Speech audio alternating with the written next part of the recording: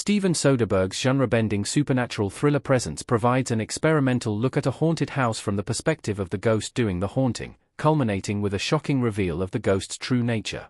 Now playing in theaters, Presence chronicles a family's move into a new house through the eyes of a mysterious entity that is already in the house when they move in. It's revealed that each key character in Presence's cast is dealing with their own sources of anxiety, especially the daughter, Chloe, Corlina Liang, who is dealing with the recent overdose deaths of two of her friends. The entity's interference in the house escalates as more information is revealed about each member of the family, but the entity is revealed to be protective over Chloe in particular. Chloe eventually begins a relationship in secret with Ryan, her brother Tyler's friend and seemingly one of the popular athletes in the school district. Ryan's motives are revealed to be nefarious, as he attempts to drug Chloe in her room, to sexually assault her, as it's implied, before the entity knocks her drugged beverage onto the floor.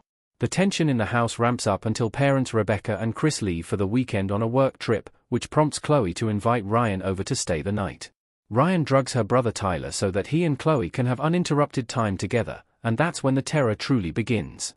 Ryan convinces Chloe to drink a drugged glass of alcohol to help her relax, and his true motivations are finally revealed, leading to a stunning and climactic confrontation with the entity in the house before its identity is finally revealed, the ghost's identity in Presence fully explained. There were slight clues before the shocking final reveal. Calling Liang Presence NEON. In the final scene of the movie, Rebecca, Lucy Liu, takes a moment to herself in the house after the family has packed everything away as they move out, and finally becomes aware of the entity. She follows it into the living room and stands in front of the antique silver mirror, where the entity is revealed to be her son Tyler, Eddie Mayday, who had died tackling Ryan, West Mulholland, out of the second-floor window in the process of saving his sister's life. Rebecca screams in anguish and grief and falls to the ground, yelling that he came back to save her. While Chloe believed the ghost to be the spirit of her dead friend Nadia, it's implied that it was in fact Tyler the entire time. The medium, Lisa, provides some measure of explanation when she first visits the house, as she and her husband note that in her experience as a person with second sight, ghosts or entities like the one in the house often don't have any knowledge of who they are, why they manifested, or what time period they are in. They can be displaced in time, and Lisa later notes that the ghost appears to be present because of something that has not yet happened, but is coming. She also notes that it has to do with a window, but can provide no other insight.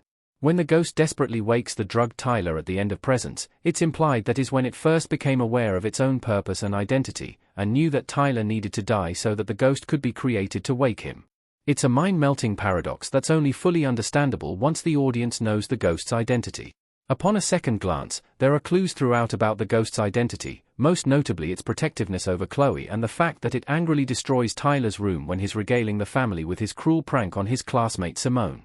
The ghost is a guilty version of Tyler himself, tethered only to the emotions and connections from his mortal life. He feels angry at himself for his cruelty, and he feels protective over his sister due to how distant and mean he was to her. Presence's serial killer twist explained. The real evil was never the ghost. Chloe stares fearfully at the presence haunting the house in Presence.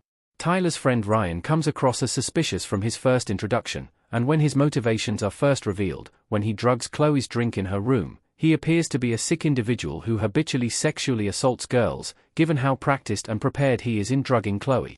Sharp audience members can pick up on the connection between Ryan drugging Chloe and the drug overdoses of her friends. However, when he finally succeeds in drugging both Ryan and Chloe, his true nature is revealed. Ryan was more than indirectly involved in the death of Chloe's two friends. On the contrary, their deaths were actually murders at his hands.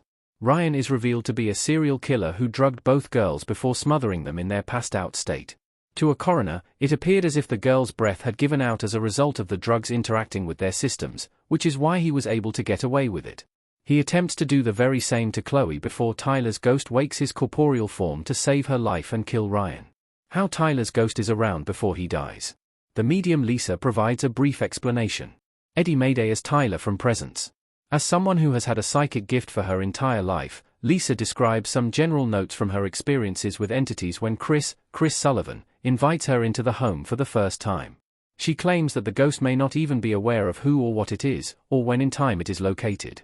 They can be from the past, present, or future, and have a purpose that they may not be entirely aware of. In the case of Tyler, the ghost is his future dead self sent back in time to inhabit the house to protect his sister from Ryan. The metaphysical paradox of a ghost essentially acting to ensure its own future creation is never examined in any particular depth, and it's not intended to be. The point is not the pseudoscience behind the ghost's origin, but rather the potency of Tyler's guilt and need to atone for the cruelty he had wrought both on his sister and others. The actual time travel mechanics don't need to be explained. In fact, Tyler's ghost can be seen as a manifestation of his guilt and regret, so it's as if two versions of himself exist at the same time. Why each member of the family is so tense? Each person has their own source of stress. Lucy Liu, Eddie Mayday, Corlina Liang, and Chris Sullivan sitting at the dinner table in presence. Because the story is told in broken fragments, there are a lot of clues about story and character details, but the full picture is rarely revealed for anything. Each member of the family has their own particular stressor, which is why the tension in the house is so high at all times. Rebecca is involved with something illegal at work, it's likely fraud or embezzlement, as she is frantic to close on the house and drunkenly explains to Tyler that you can go too far for the ones you love.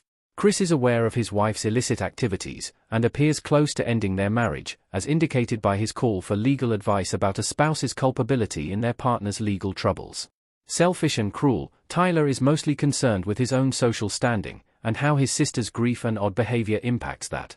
Chloe is still dealing with the grief of losing her best friend, which causes her to become withdrawn and isolated, an additional source of concern for Chris. Add all that up, and the family is at a boiling point when they move into the haunted house.